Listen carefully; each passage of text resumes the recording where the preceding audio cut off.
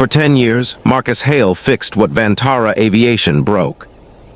Every turbine engine that should have grounded their fleet, every compressor blade that should have ended their operating license, ended up on a flatbed truck rolling into his field repair depot on Route 9 outside Caldwell, Montana. No press, no paper trail. Just Marcus, his torque calibration kit, and a daughter who fell asleep to the sound of test cycles spinning down in the bay. He never complained. He kept every receipt, every inspection report, every deviation log. And when Vantara Aviation's empire collapsed under the weight of 10 years of falsified maintenance records, she had nowhere left to go but his door. The shop was quiet when she arrived. That quiet was the first thing she did not expect. The town of Caldwell, Montana, sits at the base of the Bridger Range, where the wind comes off the peaks in the morning hard enough to rattle the corrugated walls of Marcus Hale's repair depot. He had built the place himself 5 years ago on land he already owned, 2 acres left to him and his wife, Delia. Before Delia left the world quietly one February morning from a brain aneurysm no one had seen coming. She was 31, their daughter Penny was 3, Penny was 8 now. She sat at the corner of the workbench every morning before school, eating toast with the crust torn off, watching her father's hands move.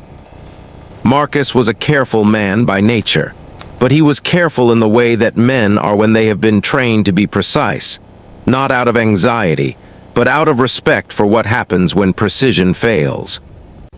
He had been a propulsion systems inspector for Vantara Aviation for 11 years before they let him go. That was how they phrased it. Let go. As if he had been something they were holding. "Dad," Penny said one Tuesday morning, her stuffed rabbit, she called it Throttle, because she had grown up hearing that word pressed under one arm. "Why do the engines always come here broken?" Marcus wiped the calibration probe on a clean shop rag. "Because the people who should fix them don't." Penny considered this. "That seems like a bad system." "It is," he said. His supporting hand in this work was a man named Del Reyes, a retired FAA field inspector who now lived 12 miles east of Caldwell and drove out twice a week in his old pickup to cross-check Marcus's documentation. Del had 30 years of aviation maintenance regulatory experience and a methodical mind that matched Marcus's own. He kept a copy of every log Marcus generated. He had never been asked to. He had simply started doing it one day without comment, and Marcus had never stopped him. 3,000 miles away, in the glass tower that Vantara Aviation occupied on the 22nd floor of a Denver office building. CEO Renata Solís was in her 4th meeting before 9 in the morning. Renata had built Vantara from a regional carrier to a mid-size freight aviation company over 12 years. She understood load optimization, fuel burn metrics, and route efficiency better than most people in her industry. She could read a balance sheet the way other people read a newspaper, quickly, with understanding of what mattered and what didn't. What she did not understand, what she had been assured she did not need to understand, was the maintenance division. That was Victor Crane's territory. Victor Crane was Vantara's vice president of fleet operations, a man who had come up through the insurance side of aviation and had learned very early that paperwork, properly managed, could make a problem disappear. He had been managing Vantara's engine deviation logs for 9 years. He had been marking certain recurring compressor faults as resolved before they were. He had been routing the genuinely compromised engines, the ones that could not pass a proper inspection without triggering regulatory review, out through an unofficial channel, to a small repair depot in Montana that would fix them quietly, generate documentation under contract, and send them back into service without a formal incident report being filed with the FAA. The engines came back airworthy. Victor's reports stayed clean. And Marcus Hale, who knew exactly what he was looking at every time a defective turbine rolled off that flatbed, kept every record of every repair. Every one. He did not keep them for any purpose he could have named at the time. He kept them because they were data, and he did not discard data. The system had started simply. When the first engine arrived at Route 9, a CFM 56-7B with a Stage 3 compressor blade showing microfracture propagation that had been logged internally at Vantara as within acceptable variance. Marcus had written up a proper inspection report on his own form, noted the true fault classification, documented the repair procedure, and filed it in a manila folder labeled with the engine serial number, the date, and a status code of his own design. R-out for received outside normal channel.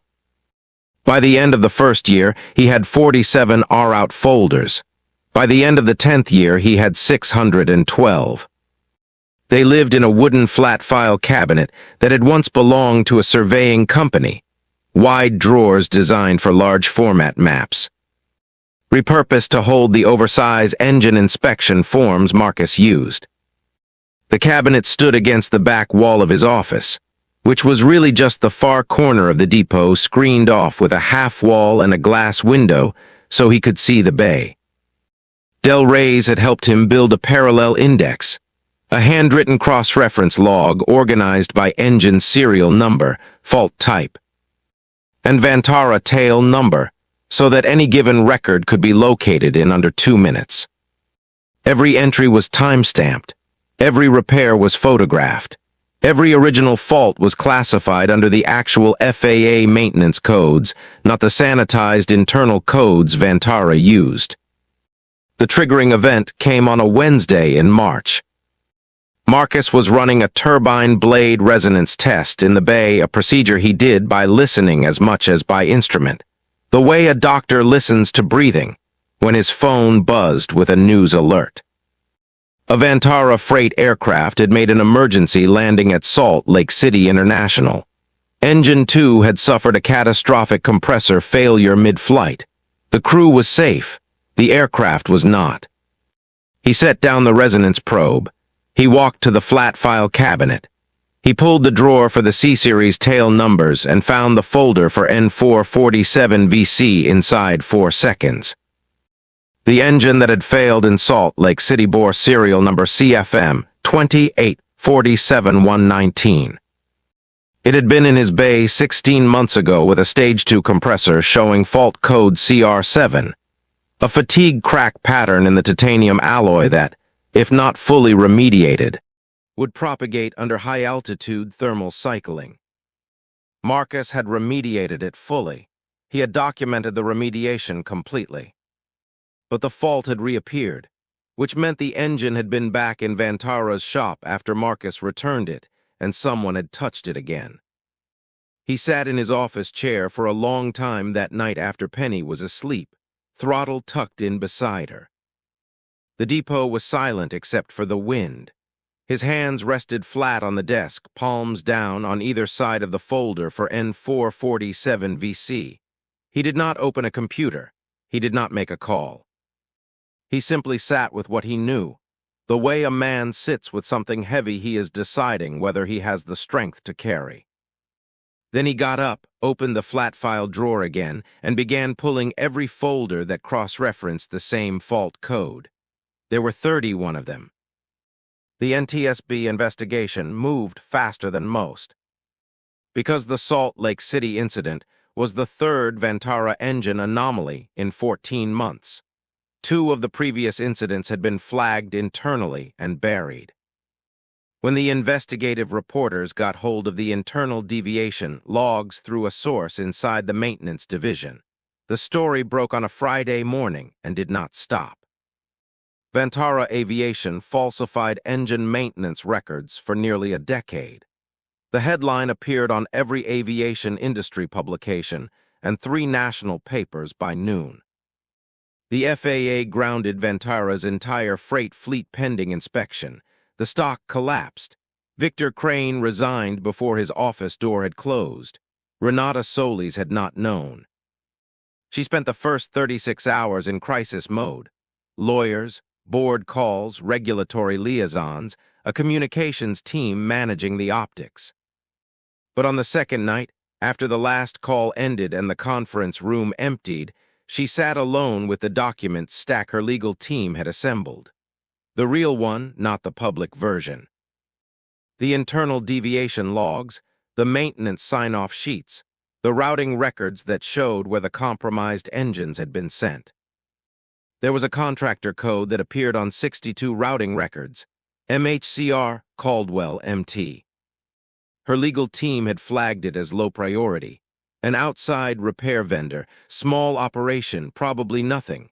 She found the contractor file in the secondary binder, Marcus Hale. Certified propulsion systems specialist. Former Vantara employee, involuntary separation, 2014. Route 9, Caldwell, Montana. She read that last line again. Former Vantara employee. She picked up her phone. There was no answer. She did not leave a message. She looked at the map on her laptop and calculated the drive.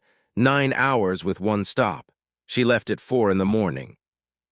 The drive from Denver to Caldwell takes you north and then northwest, through country that opens itself up the way Montana always does, gradually, then completely. By the time Renata crossed the state line, the sky had turned a color she could not name, pale and enormous, the mountains barely visible at the horizon. She had driven herself, which she had not done for a long trip in years, and she had not played music. She was thinking about the routing records. MHCR Caldwell MT. 62 entries over 10 years, 62 engines.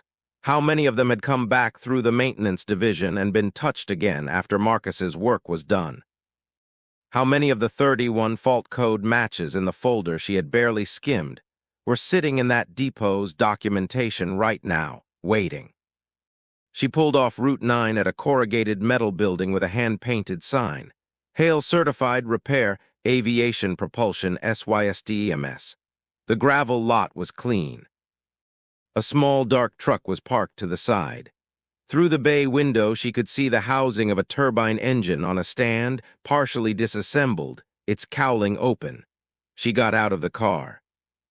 A man in a gray work shirt came to the door before she reached it.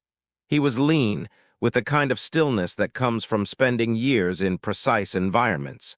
He looked at her car, then at her. "I know who you are," he said. "I thought you might," she said. "I found the routing records." "Which ones?" "The ones that end with your contractor code." Marcus looked at her for a moment. "There are more than those," he said. "Come in." That morning, Penny had told her teacher that her dad was going to have an important meeting today. Her teacher asked how she knew. "Because," Penny said, "he ironed his work shirt. He only does that when someone is coming who got something wrong." Marcus led her to the office corner and stood with one hand resting on the flat file cabinet. He did not open it yet. "Before I show you anything," he said, "I need to know one thing." Renata waited. "Do you want to understand what happened, or do you want to build a defense?" She was quiet for a moment. The distinction was not subtle. "I want to understand what happened," she said. "I can't build anything on ground I don't know." He nodded once. He pulled the top drawer of the flat file open.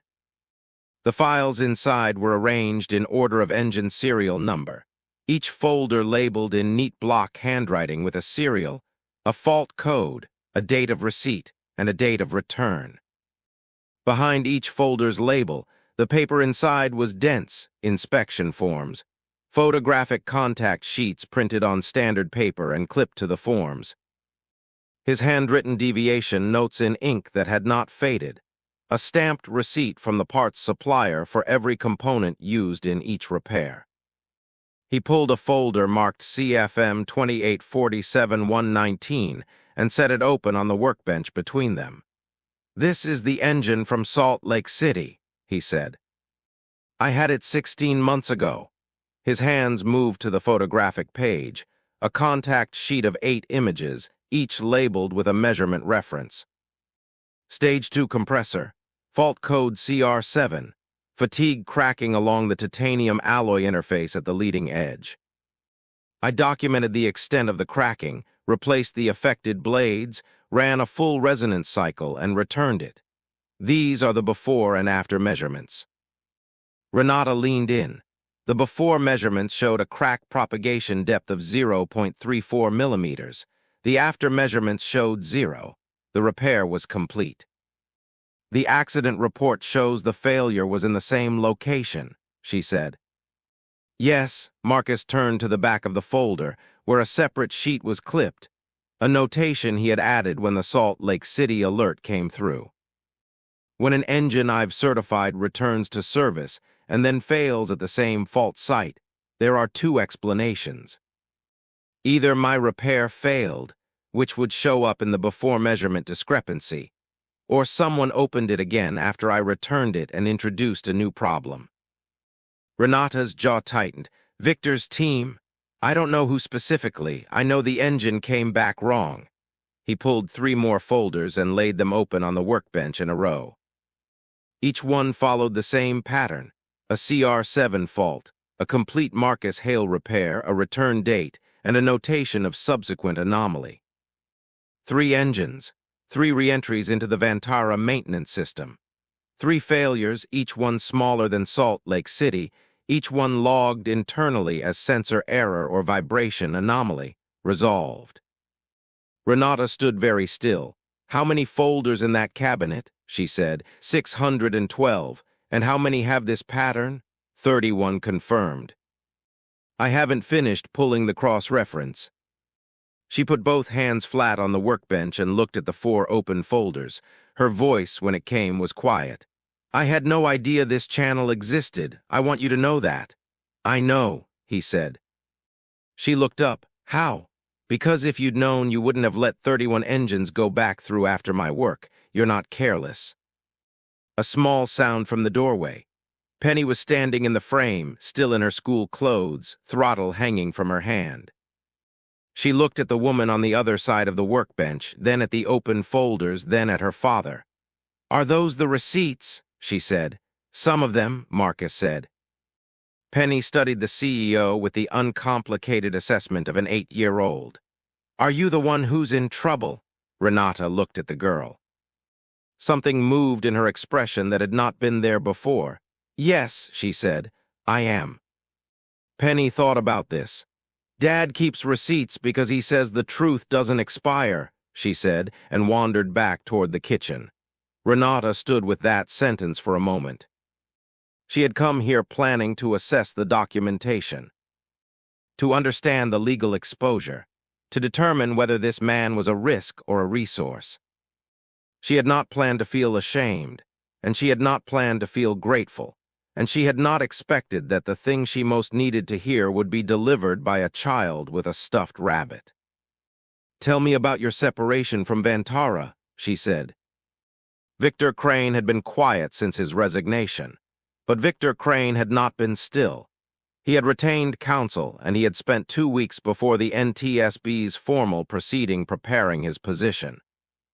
The core of that position was this: that the contractor Marcus Hale had returned substandard repairs on multiple occasions, and that the internal re-inspections Victor's team had conducted were not falsifications, but legitimate corrections of Marcus's incomplete work.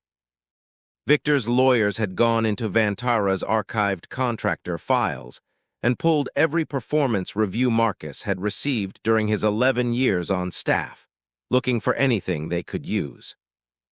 They found a disciplinary note from 2013, the year before Marcus's termination.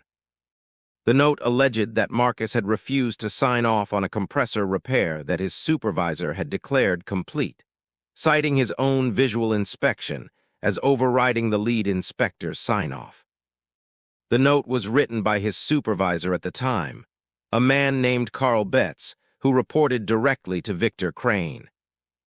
Victor's legal team sent the document to the NTSB with a cover letter arguing that Marcus Hale had a documented history of unilateral action, of overriding established procedures, and that his records, kept outside any official Vantara reporting system, represented an unauthorized and unreliable parallel documentation chain with no regulatory standing. Marcus received a copy of the cover letter on a Thursday. He read it at the workbench. Then he set it down and went to the flat file cabinet and opened a drawer near the bottom. He pulled a folder he had not touched in 10 years. Inside it was a copy of the disciplinary note Victor's team had found, and alongside it, in Marcus's handwriting, a technical memorandum he had written the same week. Addressed to Vantara's chief of maintenance, documenting the specific fault he had observed in the compressor that his supervisor had cleared. The fault was a Stage 3 shroud rub pattern that would cause bearing wear under sustained high RPM operation. He had described it precisely. He had attached his own inspection photographs. He had formally refused to co-sign the clearance. 3 months later, that specific aircraft had been pulled from service for an unscheduled engine bearing replacement. The chief of maintenance had never responded to the memo. Marcus had kept the memo, the photographs, the non-response, and the subsequent maintenance record showing the bearing failure, all in one folder because that was what he did. That evening he sat on the back step of the depot with Penny, who was eating an apple and watching a hawk circle over the ridge. The air was cold and smelled like pine and distance. "Dad," Penny said, "the lady seemed sad when she left.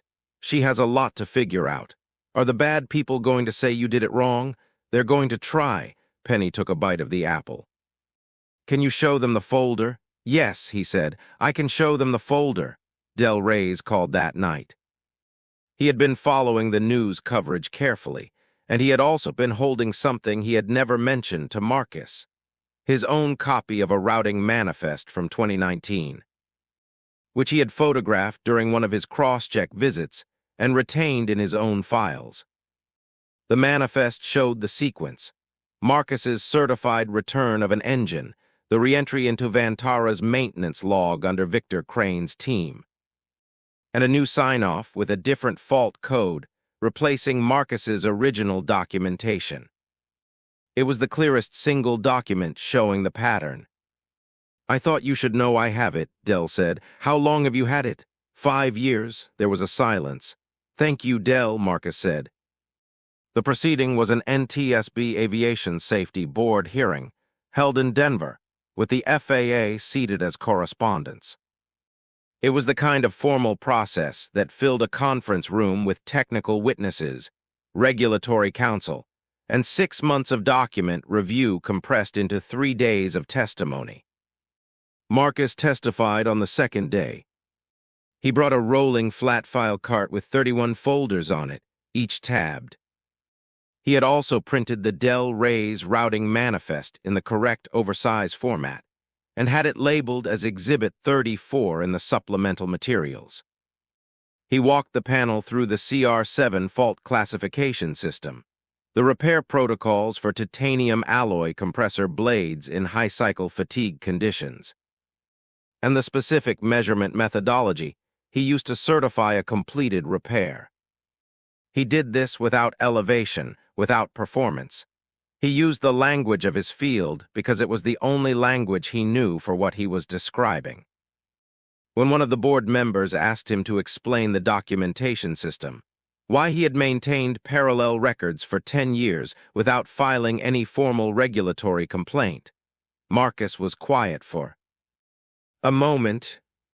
"I was not in a position to file a complaint," he said. "I had been removed from the system that would have given me standing to do so. What I could do was document what I saw accurately every time. I did that for 10 years, the board member said, without knowing whether any of it would ever matter." "It always matters," Marcus said. "Whether or not it ever gets used is a different question." Victor Crane's credibility did not survive Exhibit 34. The routing manifest, combined with Marcus's fault code documentation and the bearing failure record from 2013, established a pattern that no characterization of Marcus as an unreliable contractor could withstand. The board found that the reinspection process conducted by Victor's team had been used systematically to override legitimate repairs and falsify the maintenance record, and that the original termination of Marcus Hale from Vantara's staff had followed directly from his refusal to co-sign the improper clearance in 2013. The board's recommendation included a formal restoration of Marcus's Vantara service record, with the 2014 termination reclassified from voluntary separation to wrongful dismissal, an administrative distinction that cleared his professional history. There was also a determination that Marcus was owed back compensation for the 10 years of contract work that had been conducted under coercive terms, routing work to him at below-market rates because Vantara's operations division had known he could not refuse the revenue. He drove home with Penny in the truck. She had spent the day with Del Reyes, who had brought sandwiches and let her sit in his pickup listening to the radio. "Did they look at all the folders?" she asked. "The important ones. Did they believe you?" "Yes." Penny held throttle in her lap and watched the mountains come up ahead of them. "I told Del you were going to win," she said. "He said he knew." 3 weeks later, Renata Solís drove back to Caldwell. Not for any formal reason. The proceedings were complete. She had no agenda. She parked in the gravel lot and walked to the depot door and knocked. Marcus opened it. "I wanted to say something in person," she said. "Not through lawyers. All right. I've spent 20 years in this industry learning to trust the people who presented the cleanest reports. I never learned to ask who was keeping the honest ones." She stopped. "I don't know how to make that right exactly, but I wanted you to know I understand what I missed." Marcus looked at her for a moment. "Vantara's fleet goes back into service in 4 months, he said. "They're going to need a certified independent inspector for the compressor review." She nodded slowly. "I know. My rate is on the website," he said. She almost smiled. "I'll have someone call." Penny appeared at the edge of the bay door, throttle under one arm, looking at the CEO with the same uncomplicated directness she had used 3 months before. "Are you still in trouble?" she said. Renata thought about it. "Getting out of it," she said. Penny considered this with the patience of someone who has watched her father solve complicated problems since she was old enough to watch anything. "Dad says that's the part that takes the longest," she said. "If this story found you, there are more fathers like Marcus whose patience, whose records, and whose love for their children deserve to be known. Subscribe. We tell their stories here."